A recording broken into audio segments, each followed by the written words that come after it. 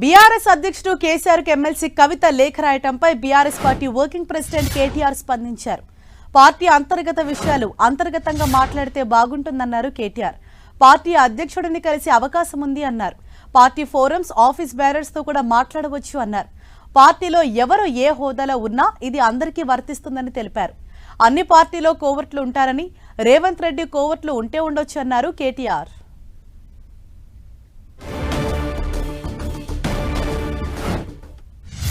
అయినా సరే మనం ఎవరైనా సరే పార్టీలో ఏ హోదాలో ఉన్నా కొన్ని విషయాలు అంతర్గతంగా మాట్లాడాల్సిన విషయాలు అంతర్గతంగా మాట్లాడితేనే బాగుంటుంది. పార్టీ ఫోరమ్స్ ఉన్నాయి, అధ్యక్షుల వారితో కలిసే అవకాశం ఉంది, లేదా ఆఫీస్ బేరర్స్ ఉన్నారు, కలిసి చెప్పుకునే అవకాశం ఉంది. కాబట్టి అంతర్గతంగానే కొన్ని విషయాలు మాట్లాడితే బాగుంటుంది. అది అందరికీ వర్తిస్తుంది, వీళ్ళకి వాళ్ళకని కాదు, అందరికీ వర్తిస్తుంది.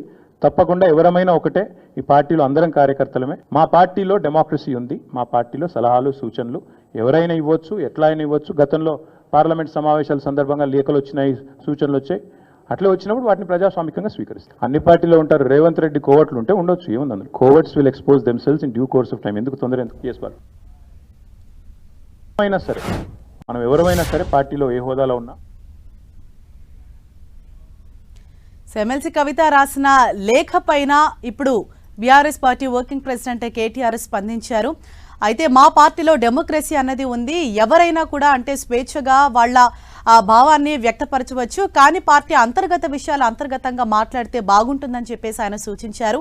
ఎందుకంటే పార్టీ అధ్యక్షుడిని కలిసే అవకాశం ఉంది. పార్టీలో ఎవరు ఏ హోదాలో ఉన్నా ఇది అందరికీ వర్తిస్తుంది. పార్టీ ఆఫీస్కి రావచ్చు, అలాగే అధ్యక్షుడు నేరుగా కలిసే అవకాశం ఉంది, లేకపోతే ఆఫీస్ బేరర్లతో కూడా వారు మాట్లాడే అవకాశం ఉంది. కాబట్టి నేరుగా కూడా వచ్చి అంతర్గతంగా మాట్లాడితే బాగుంటుందని చెప్పేసి కేటీఆర్ అన్నారు. మరోవైపు ఎవరైతే పార్టీలో కోవర్ట్లు ఉన్నారని చెప్పేసి అంటూ ఉన్నారో దానిపైన కూడా కేటీఆర్ క్లారిటీ ఇచ్చారు. కోవర్ట్లు అన్నది అన్ని పార్టీలో కూడా ఉంటారు, మా పార్టీలో కూడా రేవంత్ రెడ్డి కోవర్ట్లు ఉంటే ఉండొచ్చు అని చెప్పేసి దానిపైన కూడా కేటీఆర్ క్లారిటీ ఇచ్చారు.